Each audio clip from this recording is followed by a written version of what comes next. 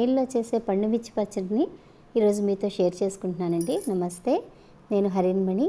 Welcome back to my channel Harinmani's kitchen. ఈ పండు మిర్చి పచ్చడికి కావాల్సిన పదార్థాలు: పండు మిరపకాయలు, ఉప్పు, చింతపండు. ఇంతేనండి. ముందుగా చింతపండుని శుభ్రం చేసుకోవాలి.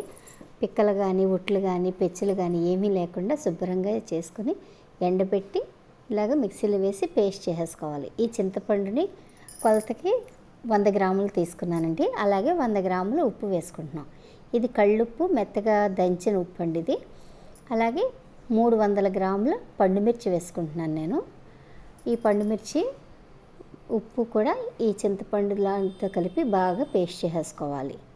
ఇలా పేస్ట్ చేసిన దాన్ని తీసుకుని ఒక కంటైనర్లో పెట్టుకుని ఒక 3 days వరకు ఉంచుకోవాలి. ఇప్పుడు మనం నిలవ పెట్టుకుంటే ఇందులో జ్యూస్ కూడా బాగా ఊరుతుంది. ఓకేనండి. ఇప్పుడు డబ్బాలోకి వేసేసాను కదా నేను. ఇదిగో చూసారుగా, ఇది 3 రోజులు పోయిన తర్వాత మిక్సీ జార్లోకి ఈ పచ్చడి అంతటిని వేసేసి మనకి నచ్చినంత వెల్లుల్లిపాయలు వేసుకుంటున్నామండి. మీకు నచ్చితే ఎక్కువ వేసుకోవచ్చు. దీన్ని బాగా పేస్ట్ చేసి పక్కన పెట్టేశాను. ఇప్పుడు దీని తాలింపుకి ప్యాన్లో ఆయిల్ వేడెక్కిన తర్వాత ముందుగా ఇంగువ వేసుకున్నాను. ఇప్పుడు అలాగే ఒక 2 స్పూన్ల వరకు ఆవాలు వేసుకుంటున్నాను నేను.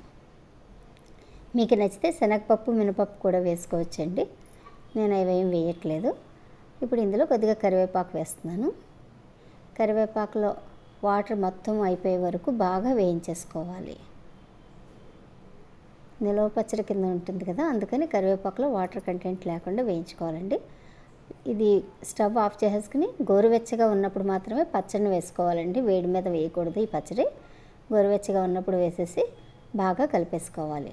ఇంతేనండి. చాలా సింపుల్గా ఈ పండు మిర్చి పచ్చడి. మీకు నచ్చినట్లయితే మీరు కూడా మీ ఇంట్లో ట్రై చేసి ఎలా ఉందో కామెంట్ చేయండి. నచ్చితే లైక్ చేయండి. అలాగే నా వీడియోని షేర్ చేయండి.